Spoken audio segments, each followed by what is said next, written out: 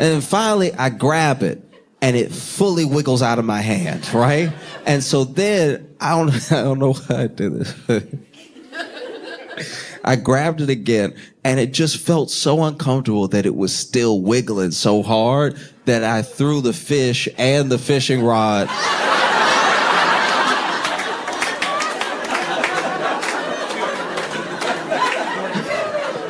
Now, I did throw it on land. I don't want you to think I just threw it back in the water and lost two things. No. I did throw it on the ground far away from me just so I had time to gather myself. And I still saw this fish like bouncing off it's like full of life. And he's like, you have to grab it, you know? This is part of fishing. And I was like, no one talked about this part of fishing at all. They said it was peaceful. And I didn't know how to stop a fish that was, you know, still so alive.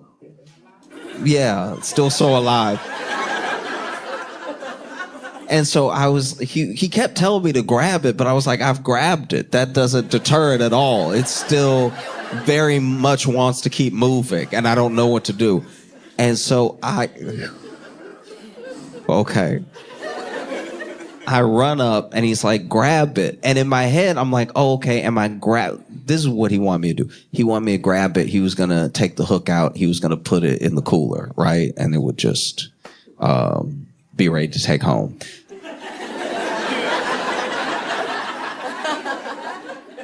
I didn't know any of that because we hadn't discussed any of it, because maybe he also didn't think I'd catch a fish today. And so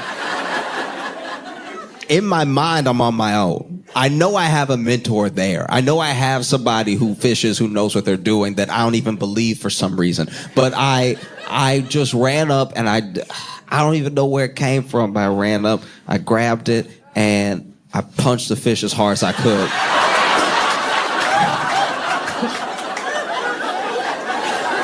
Because I thought I needed to knock it out. Like, I thought...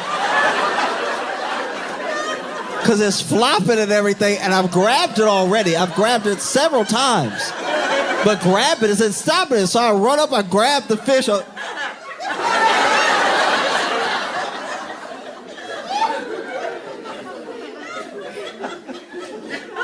And it stopped moving. And I threw up immediately.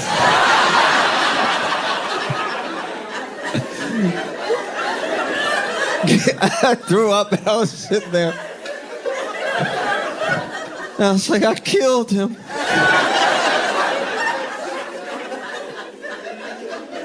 This one of the most overworked Secret Services in the history of the presidency. This is wild. Like, not since Reagan has the Secret Service had to make sure they... Every day, Secret Service gotta have on comfortable shoes. They have no idea where they're gonna have to jump, who they're gonna have to pull or anything, which I know is part of the job. Technically, that's part of the job at all times, right? Like, every president since the beginning of the presidency, especially after the Civil War, has received threats, and, you know, like, we have to make sure the president is protected and everything. And this is the first time, though, I'm not gonna lie, where we have a president who actually talk like he got Secret Service. So, like, everywhere he goes, he's like, say something, do it, I don't care. Trump talked like I would talk if I had Secret Service. Like, I bet you won't do nothing, though. How about it? Nah, show me. I want to see you do something. Go ahead. Get him, Derek. Go ahead. Go ahead.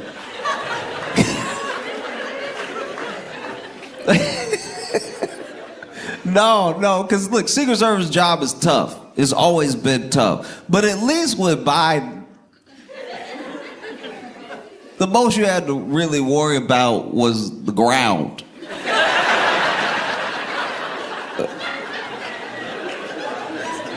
No, you know what I'm talking about. I know Secret Service all around that White House, like, he taking steps again. He taking steps.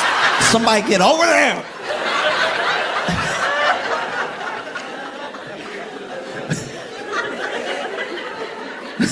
Eagle is taking the first step down. Watch him, get under him, underneath him.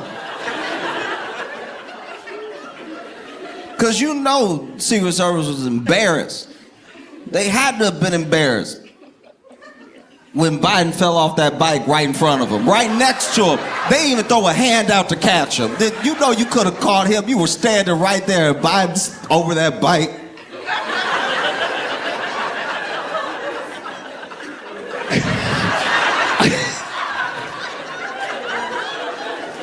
And you saw how he fell. He fell like he fell out of the sky. And now, you supposed to be Secret Service over here not even catching him, throwing a leg out. You should have been on the ground already to catch him. That's the president. But this president hitting different. This president stressing Secret Service out every day. He's talking to whole countries like it's a bar fight. Like, look, what was that, Iran? What was that? I bet you won't do anything about it, though. No, we taking everybody out tonight. Come and get me. And now Secret Service over here, sir, please.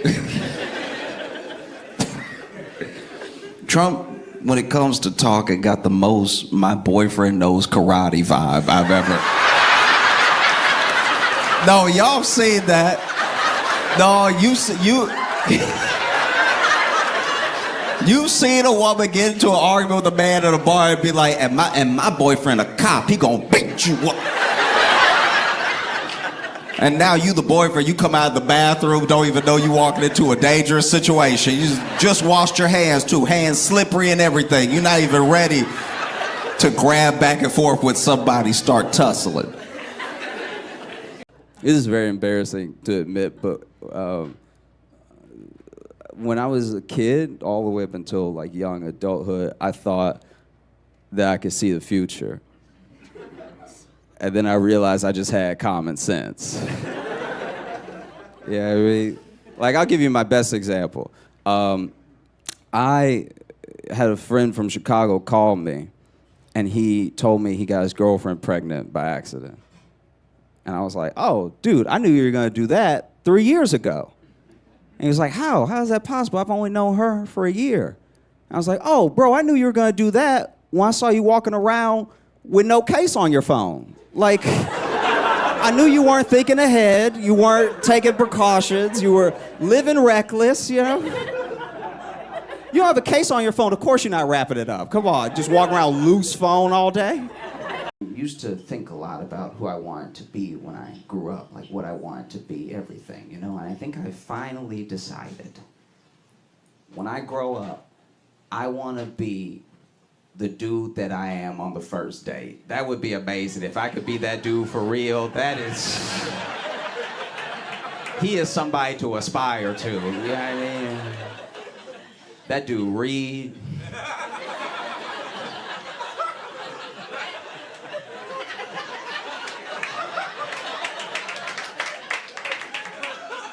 He pulled chairs out for people. I don't even pull out the chair for myself. I actually stick my leg under the table and drag the chair out like an animal and then sit down in it. And he's got money. You know what I mean? Like my second date's just, we going through samples at Whole Foods while we learn about each other.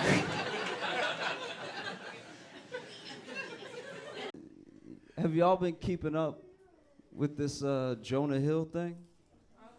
Yeah, okay, no. Okay, so real quick, if you don't know what it is, Jonah Hill's ex put out a bunch of his text messages to her while they were dating, and she was a surfer, she still is, and then they were dating while she was surfing, and it's him being like, why you gotta surf around men, and why you gotta, and she's like a surfer and a surfer instructor. She's like, why you gotta surf with men, and why you gotta post pictures of yourself surfing in a bikini and all this stuff. So it was all this shit like that, right? And it just, you could see a decline in the text messages where he's clearly so worried about being cheated on, he's not making sense. He's like, why you gotta surf with dude? Because then if you're surfing and then he's surfing, what if y'all start surfing on each other? You know what I mean? And then like y'all are surfing together, and what if you get surf in your mouth? And then now you were just covered in surf, and you come home and you're like got surf on you. I was like, nigga, are you all right? Like, so there's been a lot of backlash about him being narcissistic and misogynistic and everything. And I think Jonah Hill committed a cardinal sin. He really did. Jonah Hill told a woman what to do while being an ugly motherfucker. Can't do that shit. You cannot do that shit. Like, look at the text and then look at his face. You cannot tell anybody what to do, sir. That's too much bass in your text right now for that hairline you got, you know? I'm not gonna lie, if John Hamm had sent those same texts, if John Hamm was like, I don't want you talking to any other men, you'd be like, okay, daddy. Like, yes. You know? I'm traveling a lot now that comedy is back and everything. I've been flying a lot again, and wow. Like, I don't know if anybody else read this story, but apparently they've been having a bunch of like ghost flights to let pilots practice that were furloughed during the pandemic. What? Right? It's like that. It's like no one but the pilot. It's just a pilot in the plane by himself flying. No, like that's. How is this okay? Like, you would think once you know how to fly, you know how to fly. The idea that there's a pilot that's like, I remember I take off, I'm a little rusty on landing, so y'all gonna have to bear with me. Okay? No! It's also, I was on a flight to Phoenix, right? And on the flight to Phoenix, this is insane. I get on, and look, I don't know about anybody else, but when I board a flight, the only thing I care about in the entire world is making sure that the letter and number on my boarding pass match the seat that I sit in. That's all I want, you know? That's because you don't want to be that guy where it's like you're supposed to be in A24, you're in F24, now you got to get up and then get around, and now you're at the back of the plane too, so everybody knows it's your fault. Like, now we can't go to Cancun because you can't read, you know? So you gotta step over people like, I'm so sorry, everyone. I'm so stupid. I'm the dumbest one on the plane. Can you forgive me? Like that whole, I don't wanna have that happen. So I just wanna make sure that the thing in my hand matches the seat that I sit in, right? So I'm focused. I'm walking on the plane, dialed in, right? And you never look behind you when you're boarding a flight. But when I got on this flight, I heard a noise behind me that was so weird that I had to look. And so as I'm walking, I turned around, and what I saw and heard in the cockpit was the captain crying. I don't want to go. Like, nah. You can't just put me in the air with him. Who hurt him? All right, are they here? Are they boarding? Can we reconcile them like the end of a rom-com or something? Because I'm not getting in the air. The last thing you want is to be 10,000 feet in the air, and the guy driving is like, what's the point? Like, that's unacceptable.